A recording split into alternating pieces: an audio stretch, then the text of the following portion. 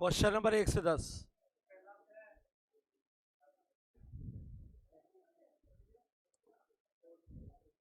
Question number 1 10 6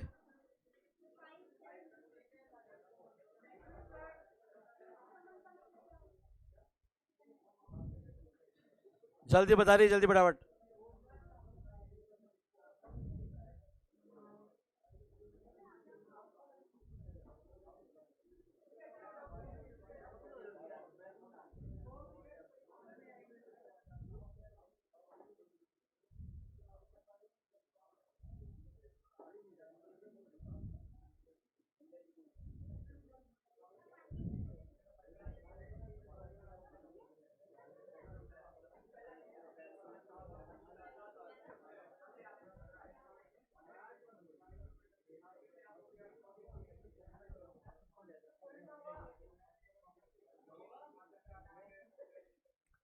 एक 3 5 6 7 10 9, तो दूसरा कोई छोड़ दिया।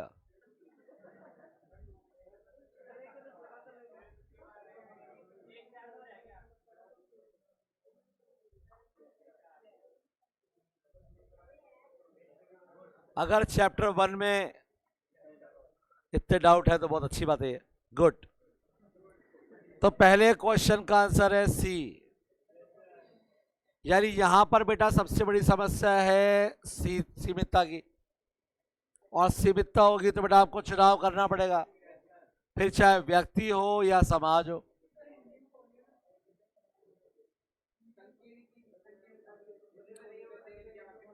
हिंदी मॉड्यूल आपके पास नहीं है तो ओपन कर लो बेटा उसको। तो बेटा यहां पर जो आंसर है अर्थशास्त्र, यही तो है। अर्थशास्त्र हमें यह सिखाता है कि जब साधन सीमित हो, साधन क्या बेटा सीमित, तो उस पर चयन किस प्रकार करना पड़ेगा बेटा। तो यही कौन सिखाता है बेटा हमें, अर्थशास्त्र। Question number 1। Question number 3।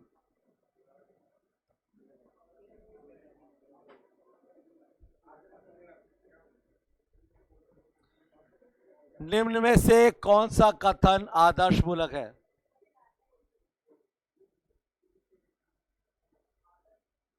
एक वास्तविक, एक आदर्शमूलक। तो निम्न से कौन सा कथन आदर्शमूलक है? असमानता को मिटाना सरकार की प्रमुख जिम्मेदारी होनी चाहिए, होनी चाहिए। तो शुड भी आ गया बेटा, होनी चाहिए, तो नॉर्मेटिव हो गया बेटा ये।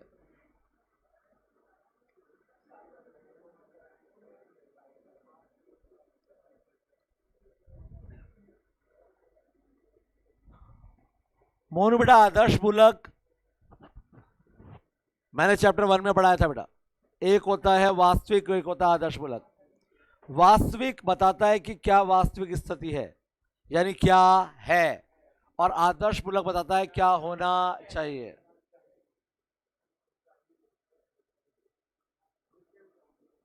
Question number 5।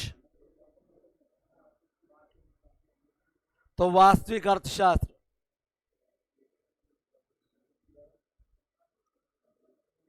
भोजन की कीमत और उसकी मांग का संबंध, धनात्मक संबंध, यानी वास्तविक अर्थशास्त्र। क्योंकि दूसरे में वो कह रहा है कि कितनी गारंटी देनी चाहिए, यानी कि होना चाहिए। यहां पर उचित अनुचित की बात हो रही है बेटा, और उचित अनुचित जो होते हैं बेटा वो आदर्शमूलक होते हैं, और कैसे वितरण होना चाहिए, तो ये भी आदर्शमूलक हो गया। ये आदर्शमूलक, ये आदर्शमूलक, ये आदर्शमूलक, तो वास्तविक क्या बचा बेटा, ए। ये आपका क्वेश्चन नंबर 5।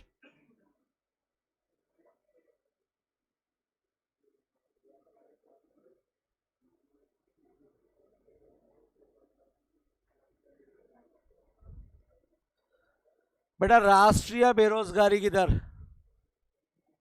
राष्ट्रीय बेरोजगारी की दर समष्टि अर्थशास्त्र में आएगी बेटा। किस में आएगी बेटा, समष्टि में। और निम्न में से कौन सा समष्टि को नहीं दर्शाता है। बेटा एक कंपनी फेल हो गई, एक कंपनी क्या हो गई बेटा? फेल। तो बेटा वो व्यष्टि तो होगा, समष्टि तो ना होगा बेटा वो।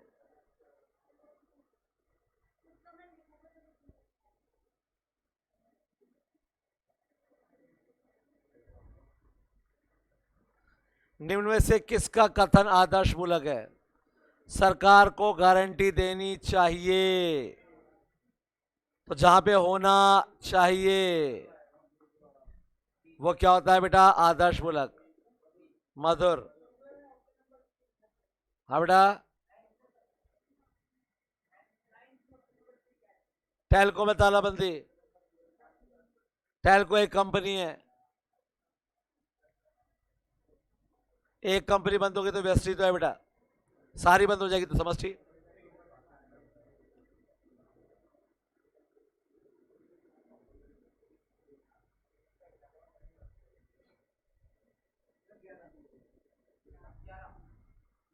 ग्यारह।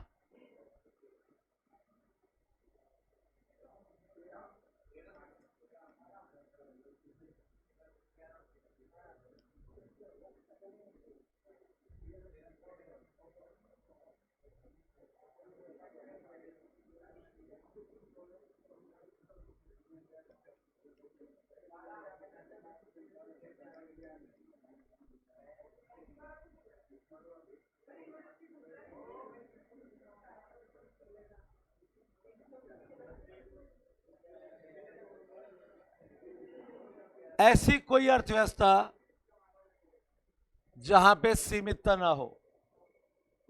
अगर ये क्वेश्चन एग्जाम में आ जाए ना तो इसके ऑप्शन पढ़ना ही मत, सीधा डी ऑप्शन पे जाना और टिक कर देना बेटा, क्योंकि विश्व में ऐसी कोई जगह, कोई अर्थव्यवस्था नहीं है जहां सीमितता ना हो बेटा।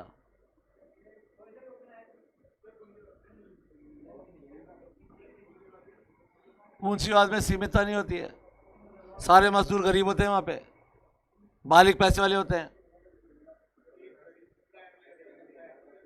एक अर्थव्यवस्था जहां पे हर आदमी करोड़पति है, तो सऊदी अरब में हर आदमी करोड़पति है, पीने का पानी नहीं है उनके पास।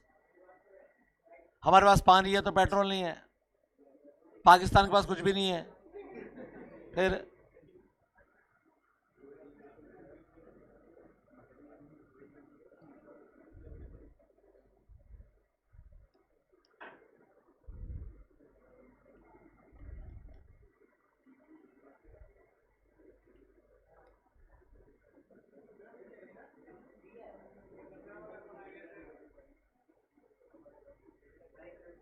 इसमें से कौन सा व्यष्टि नहीं है?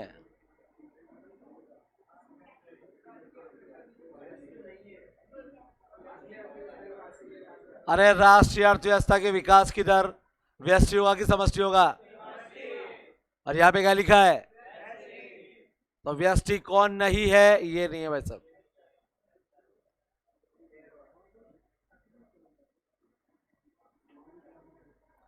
साधनों के आवंटन की समस्या। अरे व्यष्टि अर्थशास्त्र में आती है संसाधनों के आवंटन की समस्या।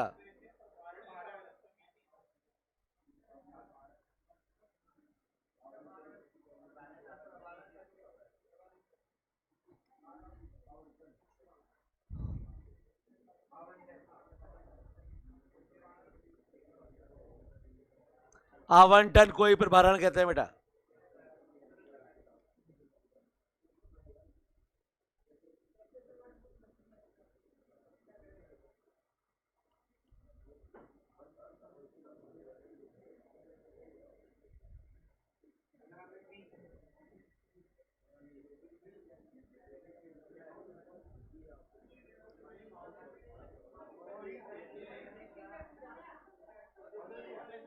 मोहित 15वें क्वेश्चन में डाउट क्या है वो बताओ।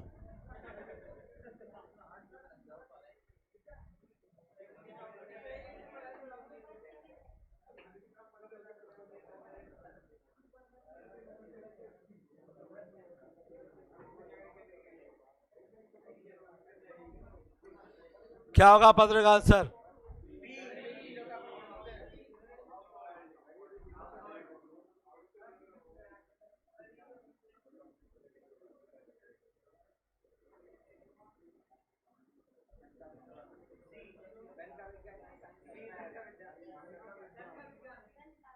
एडम स्मिथ ने कहा था कि अर्थशास्त्र धन का विज्ञान है। भाई साहब, किसका विज्ञान है?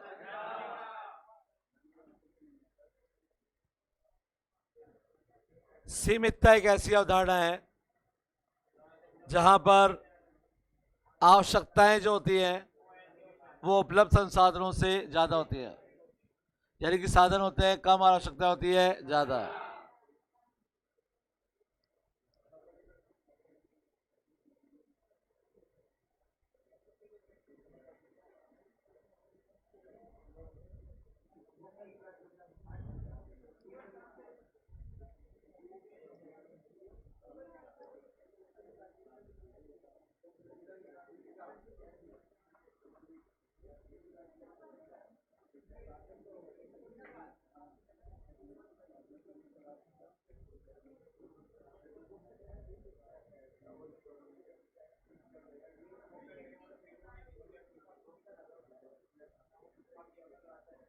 सम्मोहित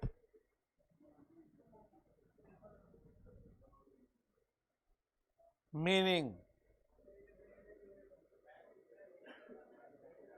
आपको मीनिंग जानना था ना, ये है मीनिंग इसका। समझ में आया बेटा? जिस दिन चैप्टर स्टार्ट किया था सबसे पहले यही अंडरलाइन करवाया था।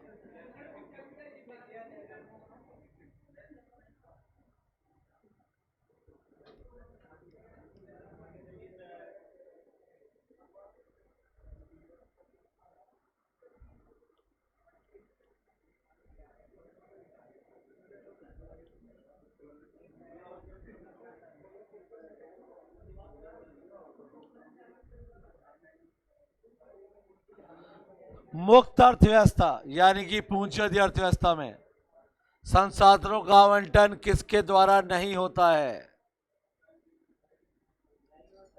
केंद्रीय नियोजन अधिसत्ता द्वारा।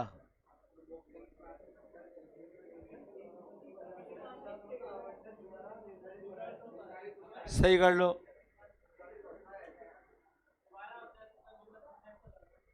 लिखे वाले सामने।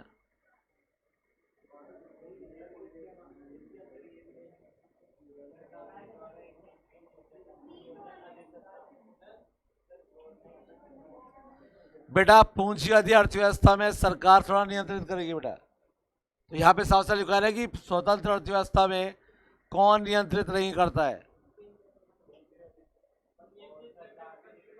तो तीनों सही है।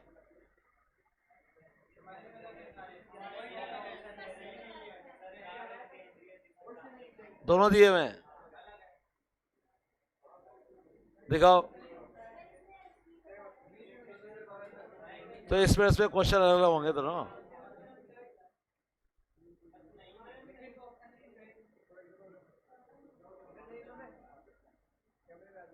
हाँ, तो यहां पे उपभोक्ता की प्राथमिकता हिंदी मॉड्यूल के हिसाब से सी ऑप्शन, कंज्यूमर प्रेफरेंस, केंद्रीय नियोजन अधिसत्ता समाजवाद में होती है, पूंजीवाद में नहीं होती बेटा।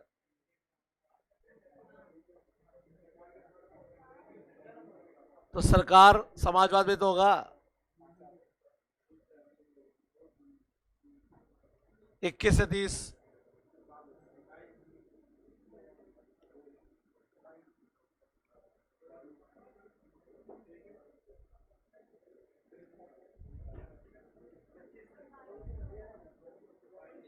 बाईस हो इसके बाद।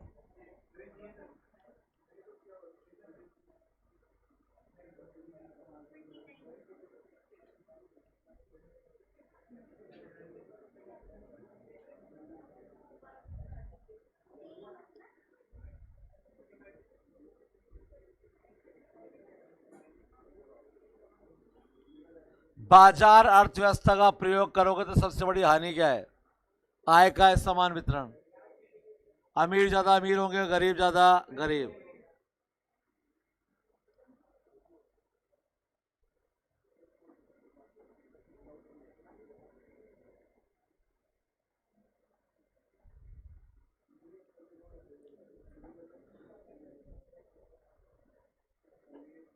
पूंजी गहन विधि का प्रयोग किसके द्वारा किया जाएगा? जिसके पास पूंजी अधिक की होगी वो करेगा।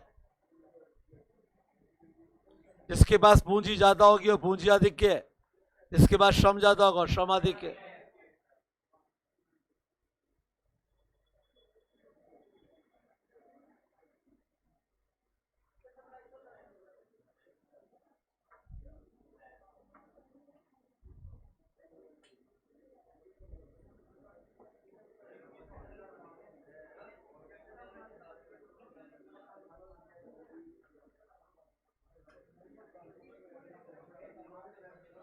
बेटा कब उत्पादन किया जाए ये कोई समस्या नहीं है बेटा, क्योंकि उत्पादन एक कंटिन्यूअस प्रोसेस है जो हमेशा चलता है बेटा, कभी रुकता नहीं है।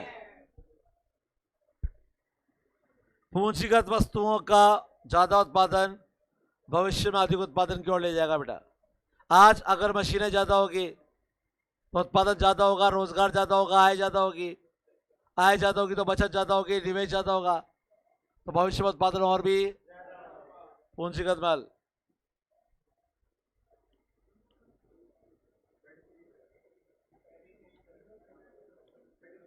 थर्टी थ्री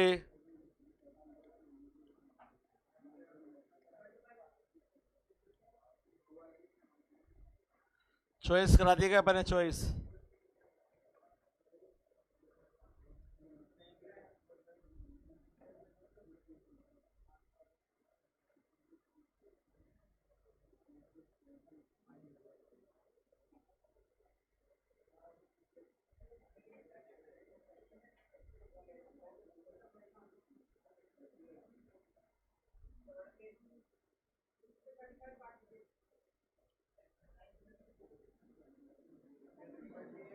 बड़ा केंद्रीय समस्या यह है कि अपने सीमित संसाधनों को कैसे इस प्रकार प्रयोग में लाया जाए कि समाज की जो असीमित आवश्यकताएं हैं वो अधिकतम जितनी संतुष्ट हो सकती है उसे संतुष्ट किया जाए।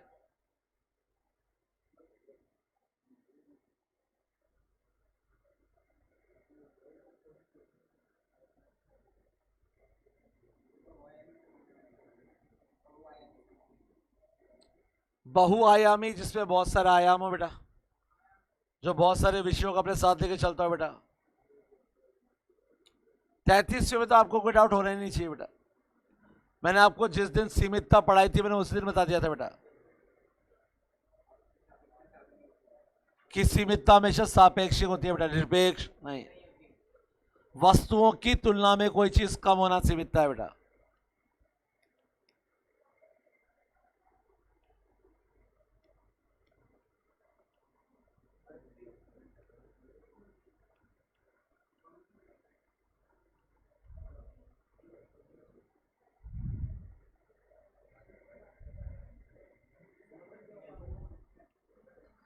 इनमें से कौन सा समष्टि का अध्ययन नहीं कर रहा है?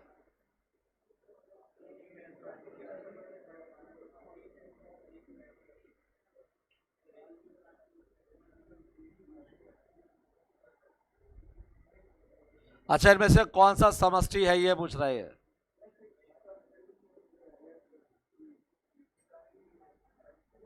मुद्रास्फीति की दर और उसका प्रभाव भारत के लोगों के जीवन स्तर पर, यह समस्या है भाई साहब।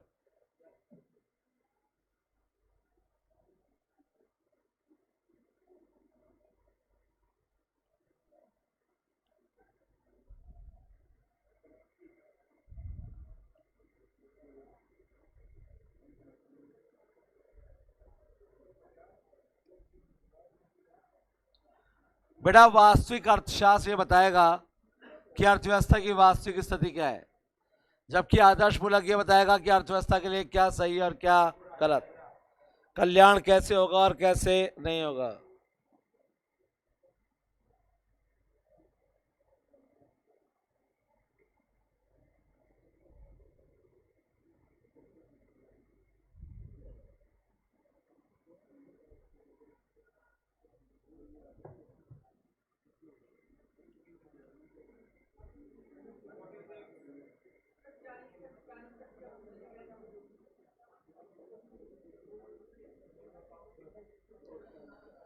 जोएल डीन की जो डेफिनेशन अंडरलाइन करवाई थी ना आपको,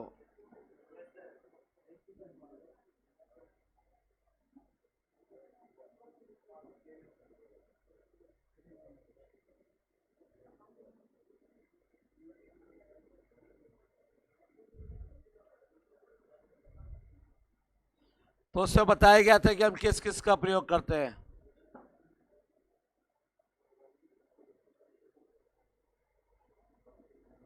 जबकि यहां पे साफ लिखा है कि अकाउंटिंग स्टैंडर्ड का यूज नहीं करते हम लोग।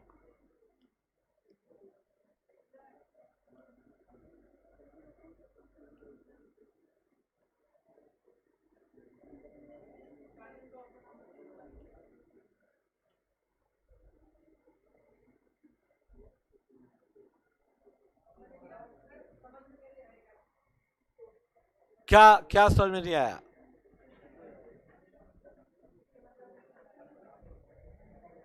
पढ़ो, इस लाइन को पढ़ो।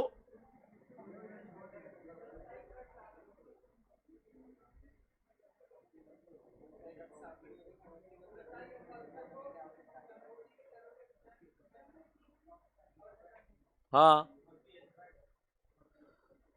आप व्यवसायी हो और देश में लॉकडाउन लग गया, सबके लिए लगा, तो आपको उसकी चिंता करने की जरूरत नहीं है, आप जाओ दुकान खोलो। चिंता करने की जरूरत है क्या आपको? यही कह रहा है वो। ये कह रहा है मुझे चिंता करने की जरूरत नहीं है। भारत पाकिस्तान का युद्ध हो गया शुरू, आप दुकान खोलो बेटा। उड़नम पे परमाणु बम फेंक दिया, आप दुकान खोलो बेटा।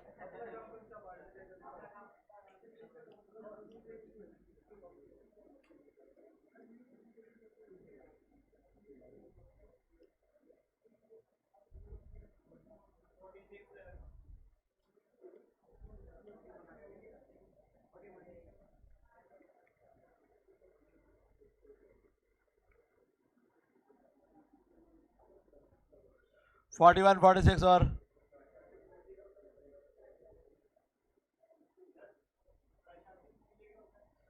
प्रशासित मूल्य सरकार द्वारा तय किए गए मूल्य।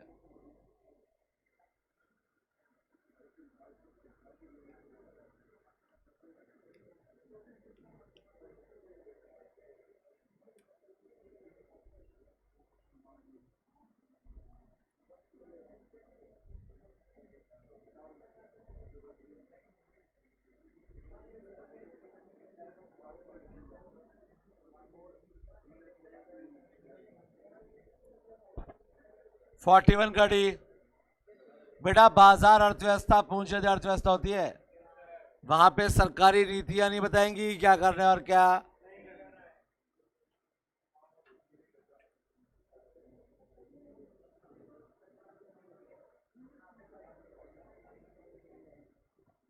प्रशासित मूल्य होते हैं जो सरकार द्वारा तय किए जाते हैं। तो सरकार द्वारा तय किए गए मूल्य क्या होते हैं बेटा? प्रशासित मूल्य।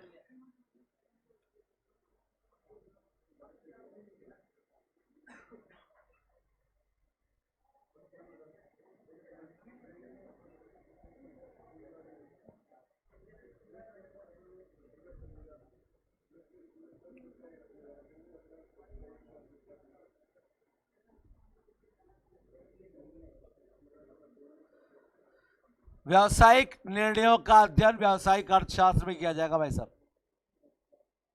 व्यावसायिक निर्णयों का अध्ययन कहां पे किया जाएगा? व्यावसायिक अर्थशास्त्र।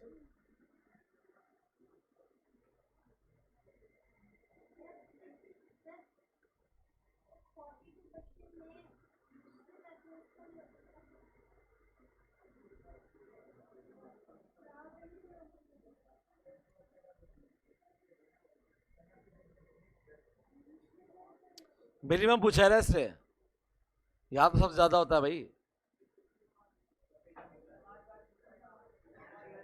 बेटा यहां पर पूंजीवाद भी है, और पूंजीवाद में श्रमिकों का शोषण होता है बेटा, तो सबसे कम तो समाजवाद भी होगा ना। अपनी अर्थव्यवस्था मिश्रित है, तो निजी क्षेत्र भी तो है यहाँ पे, और निजी क्षेत्र में श्रमिकों को शोषण हो रहा है कि नहीं हो रहा है? हो रहा है ना। हम श्रमिक है, हमारा शोषण हो रहा है कि नहीं हो रहा है?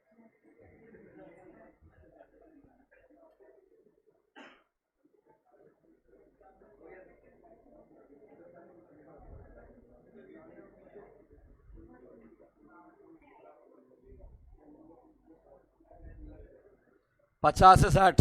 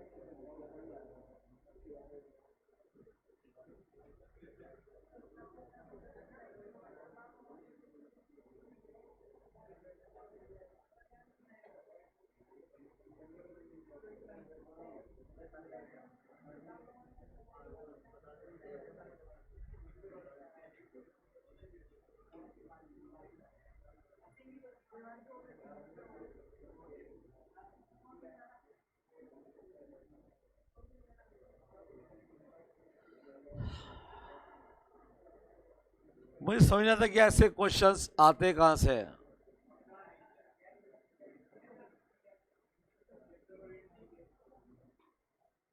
चैप्टर रीड किया, चैप्टर देखा ही नहीं है बेटा। ये देख लो, व्यावसायिक अर्थशास्त्र एक विज्ञान है, सूक्ष्म पे आधारित है, व्यापक के तत्वों का समावेश करता है, बाजार निजी उद्यमों के सिद्धांत का उपयोग करता है, दृष्टिकोण में व्यवहारिक है, अंतर विषय, उद्देश्य मूलक है, तीनों है।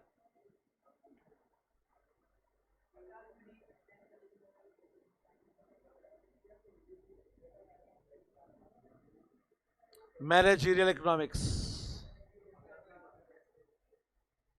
प्रबंधकीय अर्थशास्त्र। तो व्यावसायिक अर्थशास्त्र को प्रबंधकीय अर्थशास्त्र भी कहते हैं बेटा। जो लोग बीबीए करते हैं ना, वो बिजनेस इकोनॉमिक्स पढ़ते हैं, और वही एमबीए में जाके मैनेजरियल इकोनॉमिक्स हो जाती है बेटा।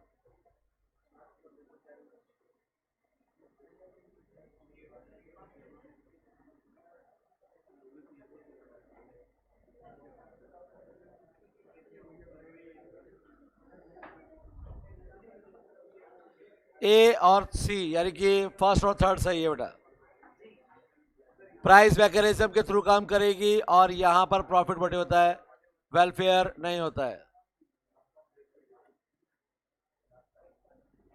मोनू क्या कैसे बेटा? नहीं कैसे तो ठीक है, पर क्या क्या कैसे? क्या है 50? व्यावसायिक अर्थशास्त्र का दूसरा नाम भी प्रबंधकीय अर्थशास्त्र है बेटा।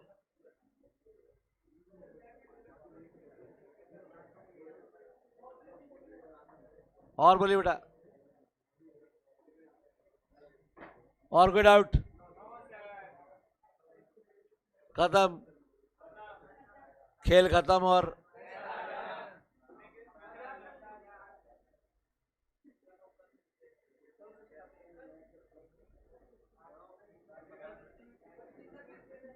तो आज का समय बर्बाद करते हैं हम।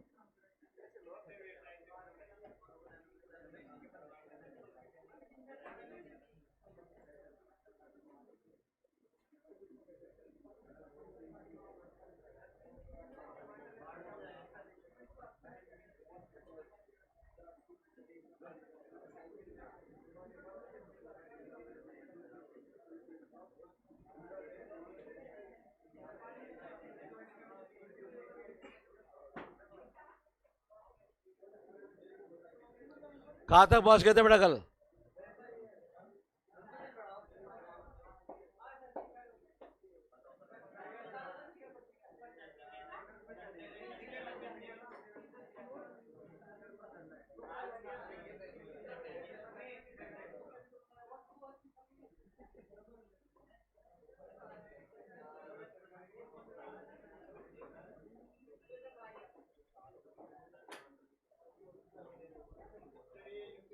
नहीं, पहले बातें कर लो आराम से।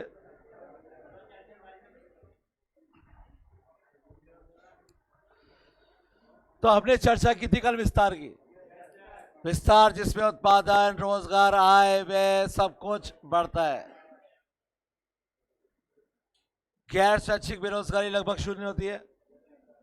अगर अर्थव्यवस्था में कोई बेरोजगारी होती भी है तो भिन्नात्मक होती है, या फिर भिन्नात्मक का नाम। कुछ डाउट था कल आपका? हाँ, जब मैं जा रहा था उस टाइम कुछ पूछा था आपने शायद। क्या?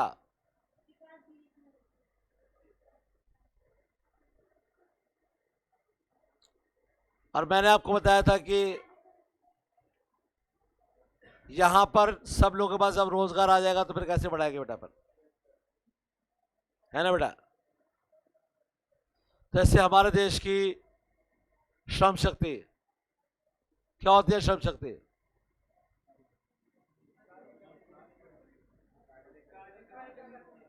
कार्य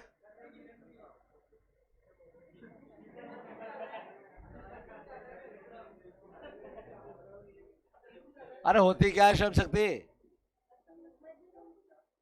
मजदूरों की संख्या। और कार्य शक्ति क्या होती है?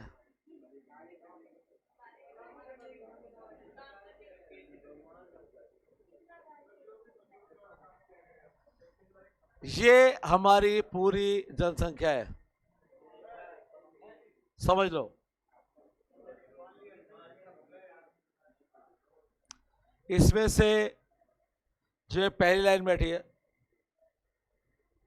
ये पहली लाइन वो लोग हैं जो 15 वर्ष से कम आयु के हैं, और या फिर 64 से अधिक।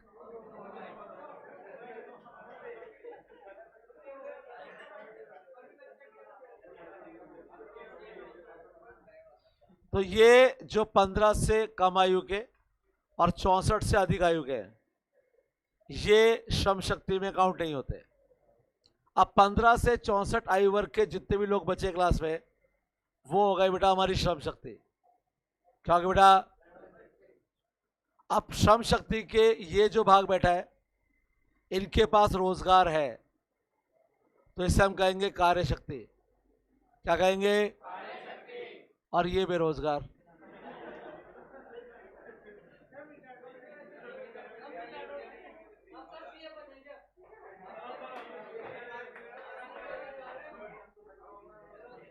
अब देश में उत्पादन बढ़ा, उत्पादन बढ़ाने के लिए रोजगार की मांग बढ़ी, तो लास्ट की जो 3 बेंच है इन लोगों को हमने काम दे दिया, उत्पादन बढ़ गया, रोजगार बढ़ गया, आय बढ़ गई। आय बढ़ी तो लोगों ने मांग बढ़ाई, मांग बढ़ाई तो हमने 2 टेबल को और काम दे दिया। आप भी आ जाओ भाई साहब।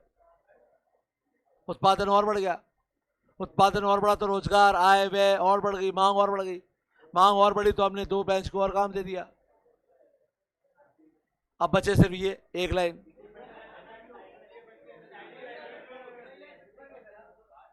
अब श्रमिक आसानी से मिलना संभव नहीं है, क्योंकि क्या हो गया बेटा? कम। और जैसे ही इन तीनों को भी काम दे दिया गया, हम पहुंच गए शिखर पर, क्योंकि इससे ज्यादा उत्पादन बढ़ाना संभव ही नहीं है, क्योंकि फुल एम्प्लॉयमेंट हो चुका है। इसलिए विकास गति हो जाती है धीमी और हम पहुंच जाते हैं शिखर पर।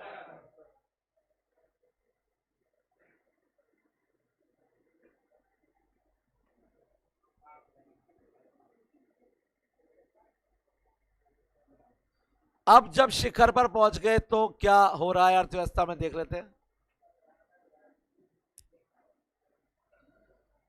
शिखर यानी कि उच्चतम बिंदु। जैसा कि आपने जाना था कि विस्तार के अंतिम चरण में इनपुट यानी कि साधन मिलने बहुत मुश्किल हो गए थे, क्योंकि गिनती के बचे थे, क्योंकि वे अपनी मांग की तुलना में कम थे। इसलिए इनपुट ने अपना मूल्य बढ़ाया। अब आप एक फैक्ट्री में काम कर रहे हो, लेकिन 4 फैक्ट्री वाले आपको बुला रहे हैं, हमारे यहाँ पे आ जाओ, हमारे यहाँ पे आ जाओ, हमारे यहाँ पे आ जाओ। आप बोले साहब पेमेंट बढ़ा दो। भाई मैं तो एक ही हूं ना, 4 तो बन नहीं जाऊंगा, तो एक काम करो, क्या बढ़ा दो? पेमेंट।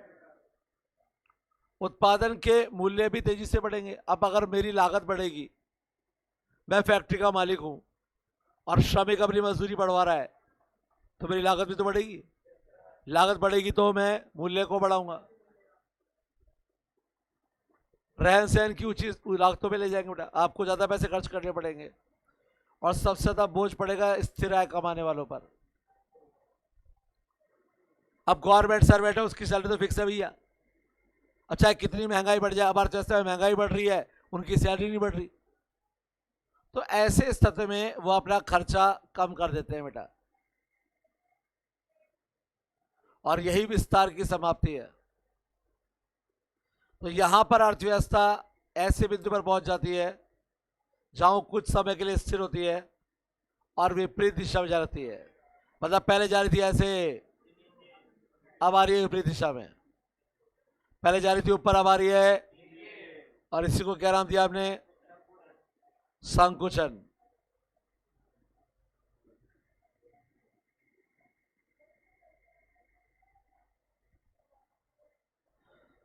अर्थव्यवस्था बिना किसी अंत के निरंतर तो बढ़ नहीं सकती बेटा। एक बार जब शिखर आ जाता है तो उसके बाद मांग बढ़ना रुक जाती है बेटा। कुछ क्षेत्रों में गिरावट आरंभ हो जाती है। गिरावट के दौरान निवेश, रोजगार सब घटते हैं सॉरी। लेकिन उत्पादक अर्थव्यवस्था की नब्ज को यकायक महसूस नहीं कर पाते। अचानक, तुरंत उनको लगता है कि पहले से इतनी मांग थी तो अभी भी मांग उतनी होगी, बढ़ाओ बढ़ाओ, उत्पादन को बढ़ाओ। फलस्वरूप मांग और पूर्ति के बीच अंतराल आ जाता है बेटा। मांग हो जाती है कम और पूर्ति हो जाती है ज्यादा, क्योंकि ये लोग तो उत्पादन करना जारी रखते हैं जबकि मार्केट में मांग घटनी शुरू हो चुकी है बेटा। आपूर्ति मांग से कहीं अधिक बढ़ जाती है बेटा। पहले ऐसा कुछ ही क्षेत्रों में होता है, बाद में पूरी अर्थव्यवस्था में फैल जाता है, जिससे अर्थव्यवस्था में उत्पादन घटता है बेटा। उत्पादन घटता है तो घटते हैं रोजगार, रोजगार घटता है तो घटती है बेटा आय। घटते उपभोक्ता व्यय के साथ मांग घट जाती है। मांग घटने से मूल्य घट जाते हैं और यह प्रक्रिया और गति पकड़ती है। मंदी गंभीर होती जाती है, निवेश गिरना प्रारंभ कर देते हैं, उत्पादन, रोजगार सब गिरता है और आय और गिर जाती है। अर्थव्यवस्था डूबने लगती है बेटा। और ये सारी गतिविधियां मंदी की दौर की ओर धकेल देती है बेटा। किसकी ओर बेटा? तो निस्तार तथा मंदी यहां शुरू करेंगे हम कल। तो मंदी की कहानी सुनाएंगे कल।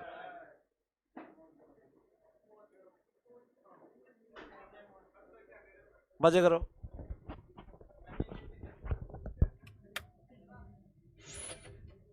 Good question.